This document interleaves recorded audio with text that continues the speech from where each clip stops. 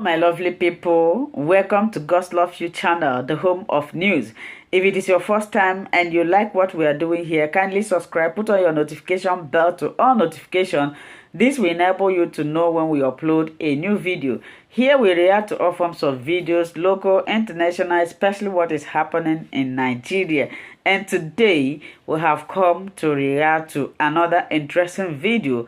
I urge you to stay tuned, watch this video. I'm not going to talk too much, but the only thing I will say is that tinyere ọgbara ọgbara nye ọgbara ndị na-achọ imebi ụmụ Biafra, Chineke tinyegoro ha ọgbara.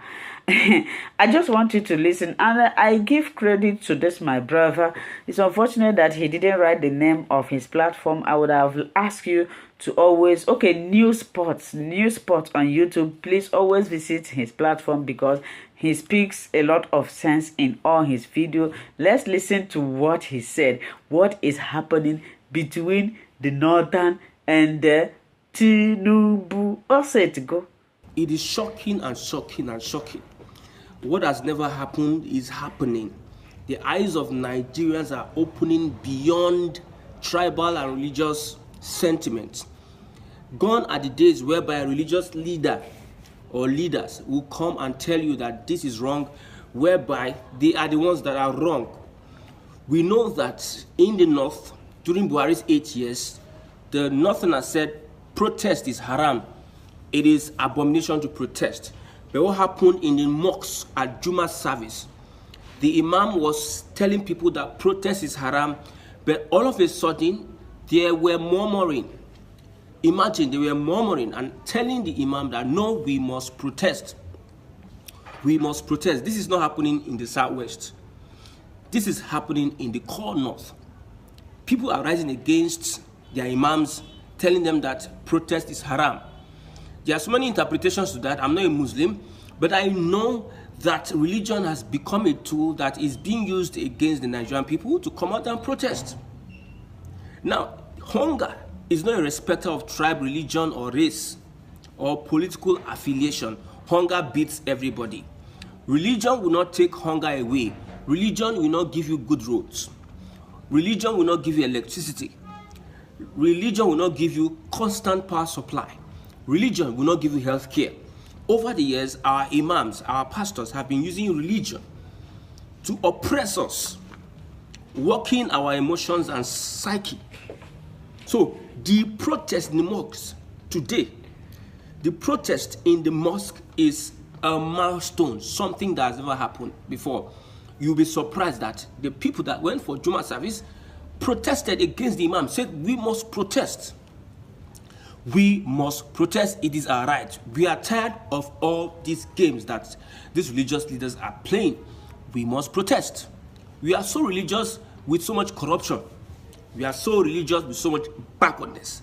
Are we sure we are practicing religion? No, we're not practicing religion. We're having people that are being used by the government to cower the people, to bring the people down and make sure these people don't come out and stand against this tyranny of a democracy led by leaders without conscience. The protest is going to start from the north. I'm very happy that those that said protest is haram are the ones standing up to the occasion. Now, other imams are also speaking against this government, the Tinubu government, and telling their people go and protest. You see, that particular imam that was trying to cower the people, was trying to cajole the people not to rise up, will be ashamed of himself, will lose his respect, will lose his honor, because he has not spoken according to what God has designed for mankind. God wants mankind to prosper, but when there's a regime, where there's a government that is impoverishing the people intentionally, and there's a man of God, there's an imam that is telling people, don't tell these people the truth, don't go out to protest, that means you are not speaking the voice of God. So the eyes of people, this hunger has opened the eyes of the people. Imagine, over the years, the North has declined from protesting The North had declined from protesting. They only protest when it has to do with religious issues. When it has to do with Sharia, or somebody abuses Muhammad, or there's a political whatever that is being ganged up by their politicians. The scale is falling off their eyes, and they are becoming wise and wise and wise. Shame to all imams, shame to all pastors that will not tell their people, their church members, their congregation at the mosque the truth. It is a brave one for people to stand against these religious leaders. At the mosque, people were surprised. Some other groups wanted to calm the situation down. That's what we do in Nigeria. When a group stands up to do something according to the constitution that is right, there's another group that will want to bring them down. They want to diffuse their action. Like what happened during the NSAS. People were protesting. It was getting to almost 21 days. It was becoming hotter and hotter.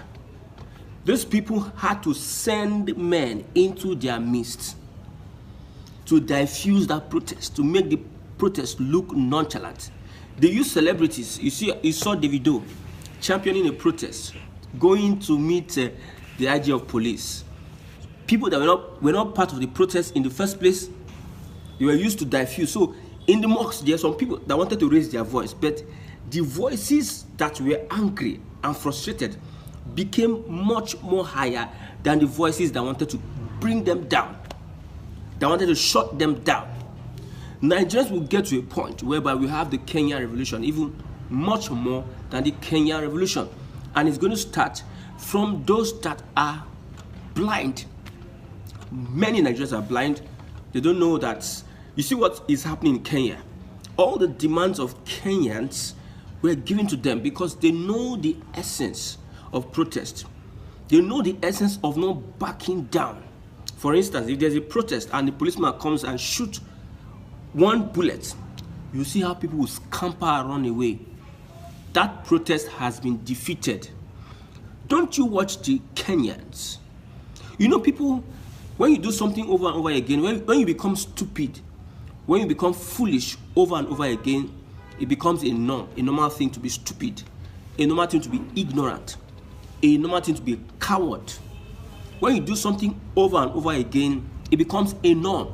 So Nigerians think that peaceful protests, the way they are going about their own daily activities, their own kind of protests, when they come on Twitter, on social media, and start saying all sorts, would touch this government to do what is right.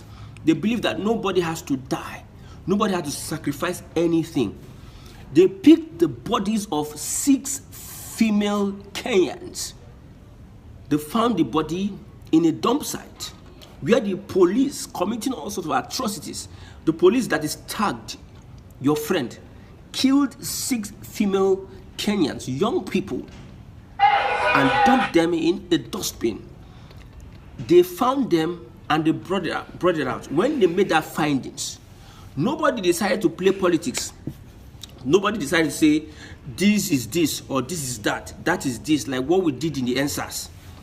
People that are working against Nigerian development, people that are working against the destiny of the biggest black African nation, will come out and say it is a lie. There was no killing.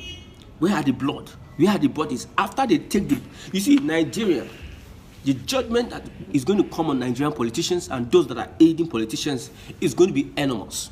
You don't believe there's judgment, but you believe that there's a constant action. When you do something, there's a repercussion.